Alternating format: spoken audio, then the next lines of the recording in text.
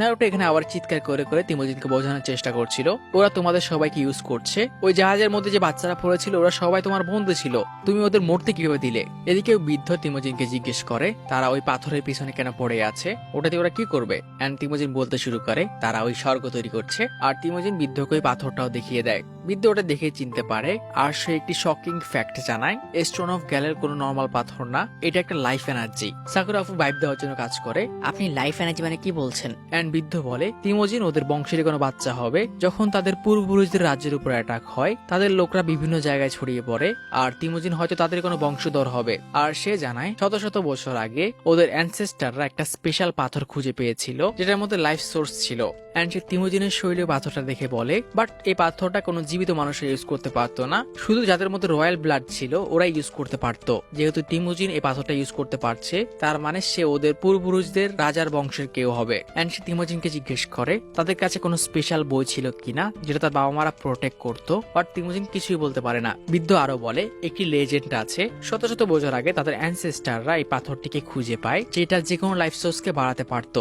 And ওই পাথরটার একটা special পাওয়ার ছিল, ওটা যে জমিনে রাখা হতো ওই জমিন কখনো শুকাতো না আর ওখানকার ফসল উৎপাদন কয়েক সুগুণ বেড়ে যেত। এন্ড এটাকে বেস করে পুরো একটি এম্পায়ার চলতো। এমনকি এমনও বলা হয় এই পাথরটা যখন তারা ইউজ করতো মানুষের এজিং ও স্লো হয়ে যায়। তো যেমন ভাবে এই পাথরটার গুরুত্ব বাড়তে শুরু করে মানুষের লোভও এর প্রতি বাড়তে শুরু করে আর এই পাথর পাওয়ার জন্য পরিবারে পরিবারে যুদ্ধ শুরু হয়, এমনকি রাজ্যে রাজ্যেও। আর ওই পাথরের সাহায্যে ওরা এমন এমন যন্ত্র চালাতে শুরু করে যেগুলোর সামনে বিশাল বিশাল রাজ্যও কিচ্ছু না। আর এমন একটা সময় আসে যে পাথর সবার জীবন বাঁচাচ্ছিল ওটাই পুরো রাজ্যকে ধুলোয় মিশিয়ে দেয়। তখন তাদের রাজ পরিবার একটা সিদ্ধান্ত নেয় আর ওই পাথরগুলোকে একটি জায়গায় সিল করে দেয়। আর এই সব কিছু একটি রয়্যাল পরিবারের বইয়ে লেখা আছে। বাট তিমোজিন এটা শুনে আরো এক্সাইটেড হয়ে ওঠে, তাহলে মাস্টার হাইডো ঠিকই করছেন, উনি এটা দিয়ে সত্যি ইউটিউবে তৈরি করতে পারবে। এন্ড নারুটো নিজের কানকে বিশ্বাস হয় না। তুই কি সাকুরা? ওই লোকটা ইউটিউবের কথা বলে তোর বন্ধুদেরকে মারছে, চুপ করো। পাওয়ার শুধু পাওয়ারই, কিন্তু তুমি ওটা কিভাবে ইউজ করছো ওটা ম্যাটার করে। আর মাস্টার কাইডোর উপর আমার পুরো বিশ্বাস আছে, উনি এটার কোনো খারাপ ইউজ করবে না।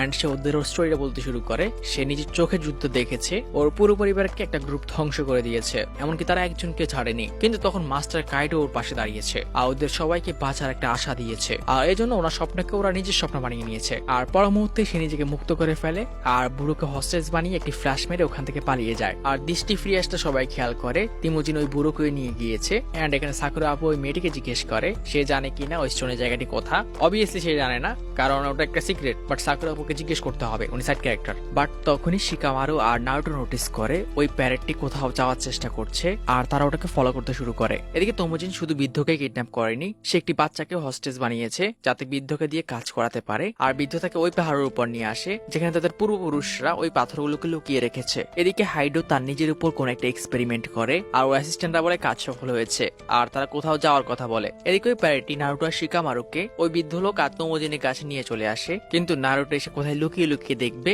সে চিৎকার করতে শুরু করে ওই বৃদ্ধকে ছেড়ে দাও। ওদের এখানে থেকে তিমোজিন বুঝতে পারে না ওরা ওকে কিভাবে ফলো করেছে, কিন্তু না, আরো একজন ফলো করে চলে এসেছে। হাইডো নিজেও তার পুরো শিপ নিয়ে ওখানে পৌঁছে যায়। তিমোজিন ভদ্রশীলের মতো হাইডোকে বলে দেয় স্টোন অফ গ্যালাল আর সবার আত্মা এর নিচে লুকিয়ে আছে। তখনই শিকামারু হাইডোকে প্রশ্ন করে, আমি তোমার মতো কারোর সাথে কথা বলে সময় তো নষ্ট করতে চাই না, কিন্তু তুমি কি বলা কষ্ট করবে? ওই স্টোন গুলো পাওয়ার পর তুমি কি করবে? কিন্তু হাইডো নারুটোর সাথে কথা বলে ওঠে, নারুটো আমরা দুজনেরই একই স্বপ্ন, এমন একটি দুনিয়া তৈরি করা যেখানে সবাই শান্তিতে থাকবে। তোমারও তো একই স্বপ্ন ছিল তাই না? তো তোমার বন্ধুরা এরকম কেন করছে? আমাদের দুজনেরই স্বপ্ন হচ্ছে সবার জন্য একটা স্বর্গের মতো জায়গা তৈরি করা। হ্যাঁ তুমি স্বর্গ তৈরি করছো, কিন্তু সবাইকে মেরে, এটা কিরকম স্বর্গ ভাই? শিকামারুও বলে এটা হাসির বিষয় যে তোমরা মানুষকে মারছো আর বলছো এটাকে স্যাক্রিফাইস।